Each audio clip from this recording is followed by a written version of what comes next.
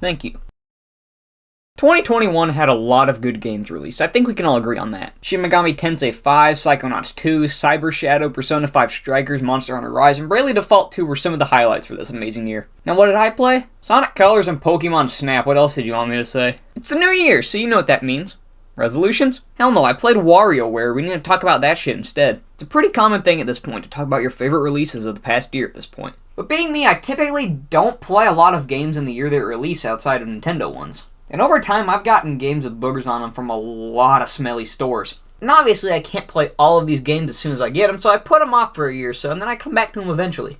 In 2020, I think we all had a good amount of time to just go through our backlogs, since we really had nothing to do with our time, and in 2021, I kept the momentum going, and so I still have nothing to do with my time. So what does this have to do with top 10 lists? Well, I thought I would just go through 10 of the games that I played this year for the first time, since there's a lot more variety than just talking about the same 2021 games over and over again like everyone else. Only a couple games on my list released this year, but the majority didn't, so it may be a good surprise for some people. With that being said though, here are my top 10 games I played in 2021.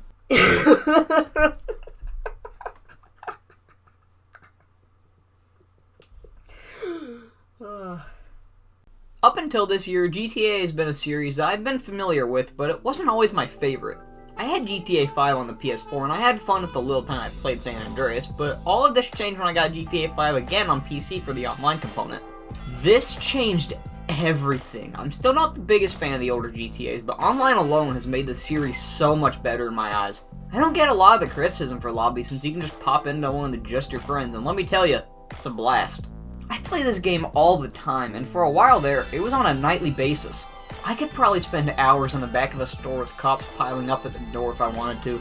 Building up an empire of businesses, while a little tedious at times, can be pretty fun. The fun most certainly stems from just dicking around with your friends on a Saturday night, throwing away all of your in-game money on stuff you don't need for a quick throw, getting drunk and going outside to fight, arm wrestling, flying planes, learning the map inside and out, and listening to the living tombstone in your office.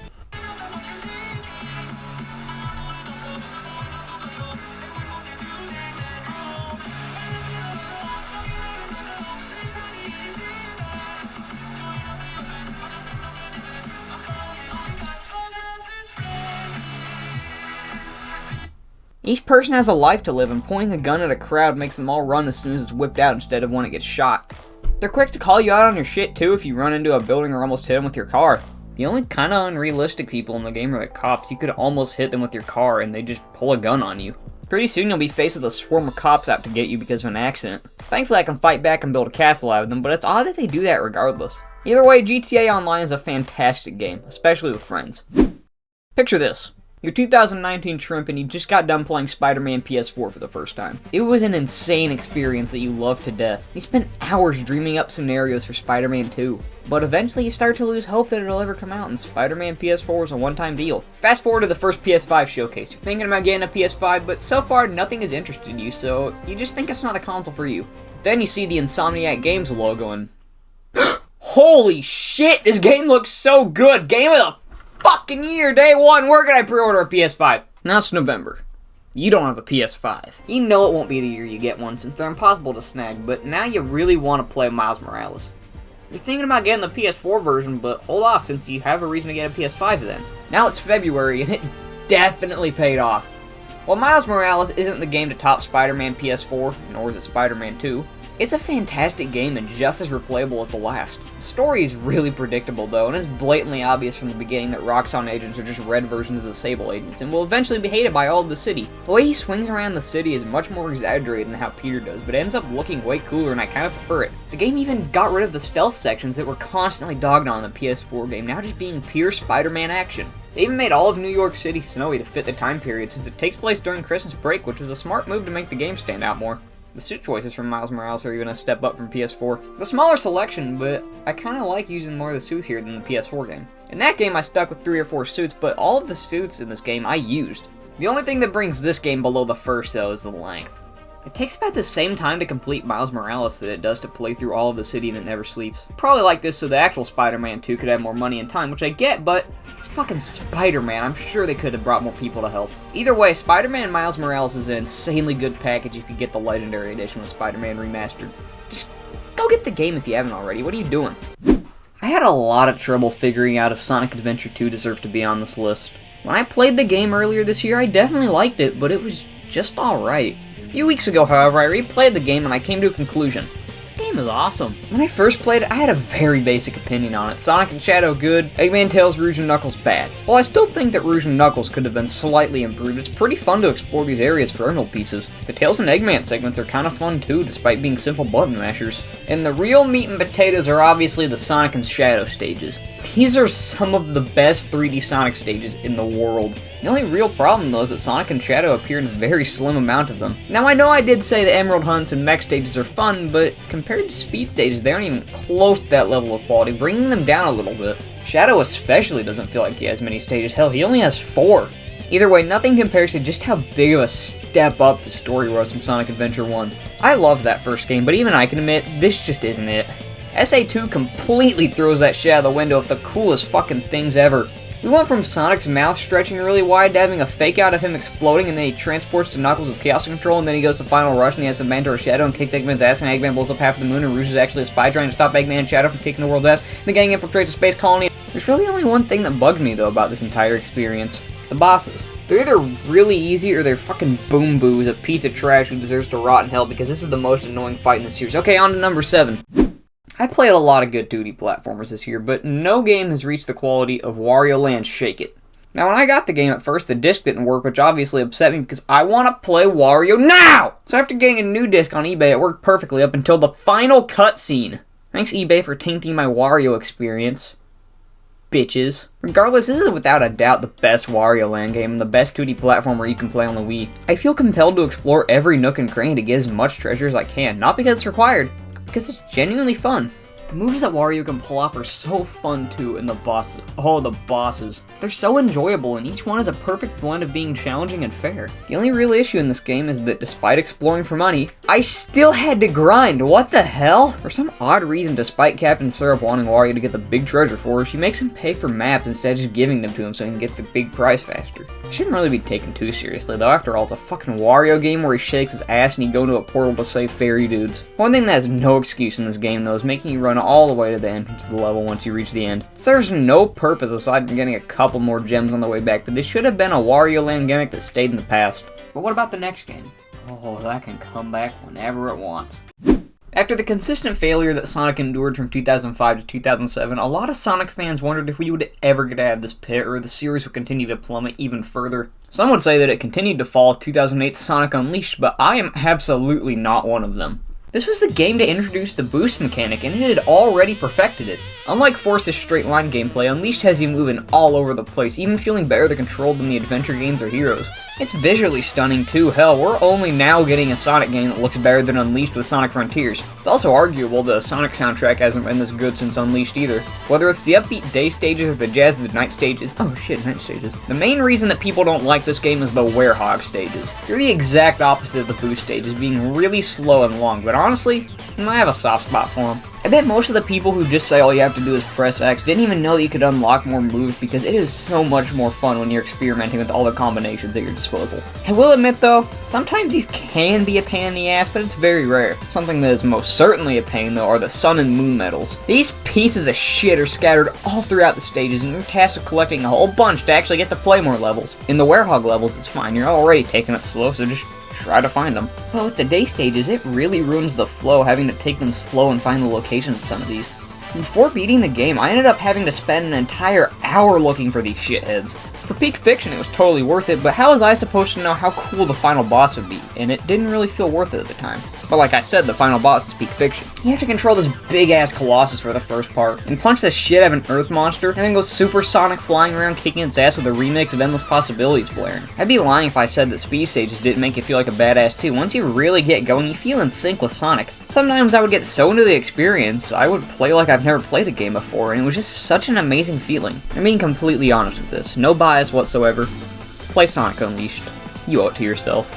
When Skyward Sword released in 2010 for the Wii, it was actually met with the same kind of reception as Sonic Unleashed. People either loved the gimmick or it just ruined the game for them. The gimmick for Skyward Sword was motion controls. Yay! Personally, I don't think the motion controls were ever too bad in the Wii version, but now that Skyward Sword HD is a thing, I don't think anybody will ever want to go back to the original. The original game was so much more handholdy, with Fee telling you what to do constantly, having to read a description of every item you pick up, even if you've already picked it up, in the overly long tutorial. Skyward Sword HD fixed all of these problems and introduced the right stick for the sword, which I really enjoyed and made going back to previous Zelda games feel a little worse. You have a way more freedom with your sword than any Zelda game, and it feels great. The story is also probably one of the best in Zelda history, acting as an origin for Link and Zelda. It only takes place through 3 areas plus Skyloft, but it's impressive how much Nintendo was able to do with this concept. The way you travel between them too is genius, having you fly around on a Loftwing throughout the clouds. Sadly, there aren't any other Zelda games, but I get it. The excuse is that they went extinct, but maybe they just don't want to be in a game lower than Skyward Sword. The dungeons in this game are top-notch, bringing a fun gimmick to the table each time. I do think that the third cycle can get a tiny bit repetitive, but it's all worth it in the end for that fight with Demise and knowing that you made Groos's life so much better. Something that definitely made my life worse, but in the best way possible, was Resident Evil Village.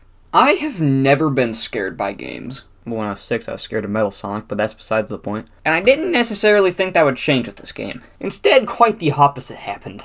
To be fair though, I only got scared by the overgrown fetus, and everything else just felt like a really cool roller coaster ride. Every area was so fun to explore, especially Lady Dimitrescu's castle. It's a very basic take at this point, but that is so fun to get lost in. So are the dollhouse in Heisenberg's factory.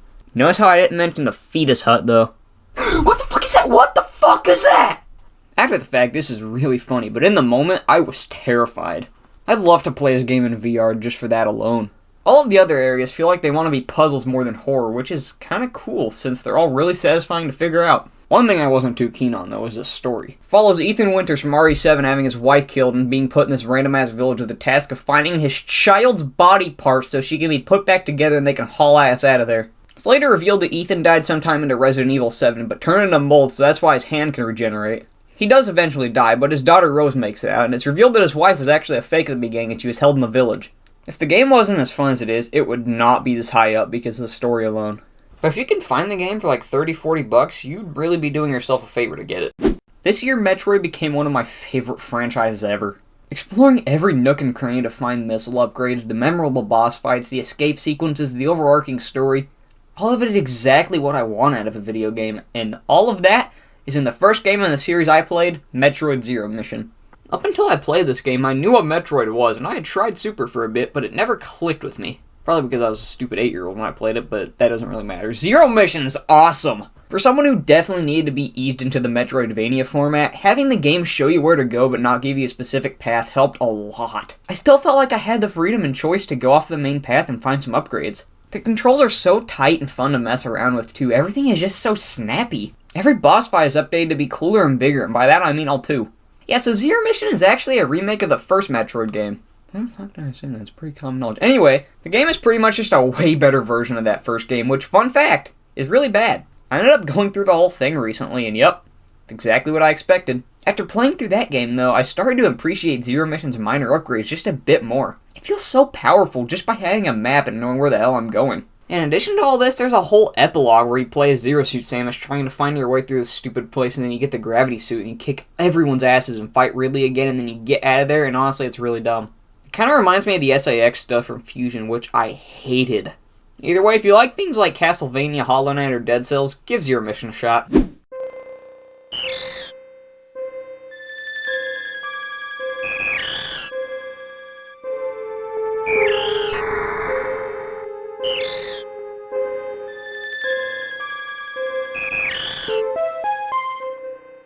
Did you really only expect me to talk about one Metroid game? I spent a long time deciding whether or not to put Super Metroid above Zero Mission.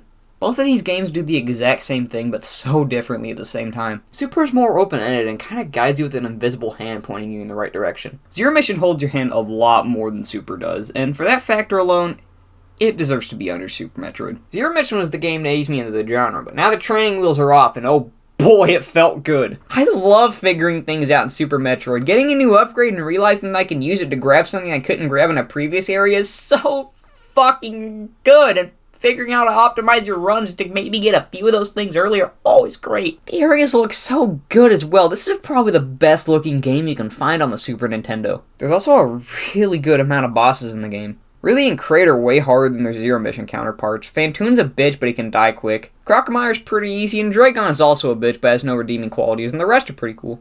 There's so many ways to play this game. You can play it on your 3DS, you can play it on your Super Nintendo, you can play it on your Super Nintendo Classic, you can play it on your Switch, you can play it on basically anything. Just do yourself a favor and play Super Metroid. When Metroid Dread was announced at E3 2021, I was at that stage where I had been interested in the series, but I had a lot of other games to play and decided to hold off. But seeing the hype surrounding this, hell, I was hyped myself because I understood how big this was. The fact that Nintendo was constantly talking about the series that day, it made me want to start playing the series, and my god, what a good choice that was.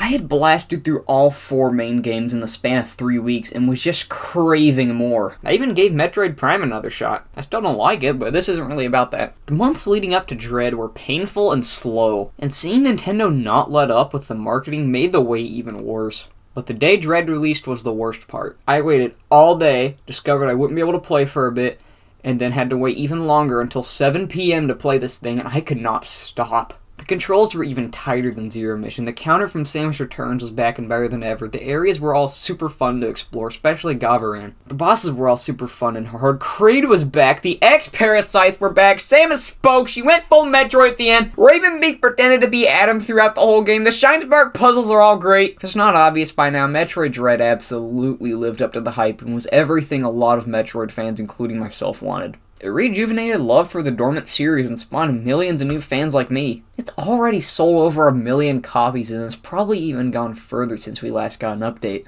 For that fact alone, Metroid Dread is by far my favorite game I played this year. Despite all the shitstorms that brewed last year, 2021 had a lot of good gaming experiences for a ton of people, and with the way 2022 is looking, it'll probably be even better. Oh, sorry guys, I made a mistake.